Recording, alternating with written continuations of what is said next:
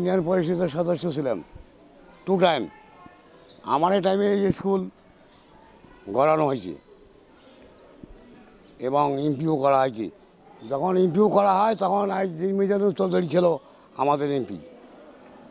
এগুলো শিক্ষক নিয়োগ দেওয়া হয়েছে, আমিও ছিলাম। আমার সাক্ষাতে নিয়োগ দেওয়া হয়েছে সব।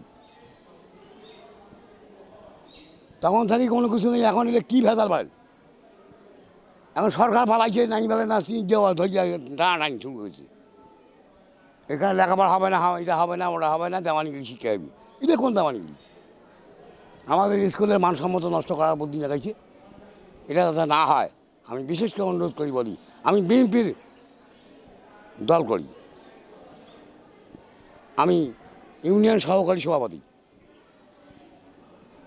আমি আর কিছু বলতে চাই না। আমাদের এখানে স্কুলের লেখাপড়ার কোনো মানসম্মত নষ্ট না হয় এবং শিক্ষকের উপর কোনো টর্চারিং শুরু না হয়। টর্চারিং হলে কিন্তু আমি ছাড়বো না। এইবারে আমার বক্তব্য শেষ।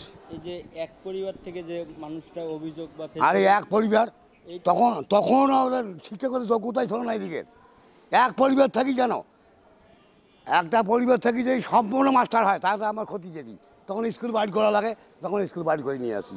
যোগ্যতা ছিল, টাকা পয়সা খরচ করে পাইছি 10-20 টাকা আমরা খরচ করি নিয়ে স্কুল বাড়ি করছি। এই তো কথা, আর তো কোনো অ্যারাফোন নাই। একের পরিবার 5 ধান নিয়েছি আর বাকিগুলো বাইরে নিয়েছি। তখন যোগ্যতা ছিল, টাকা পয়সা ছিল, ওরাও স্কুলে সহযোগিতা করছে, সেই সময় ছিল। এইভাবে তো তাকে নেওয়া হয়েছে।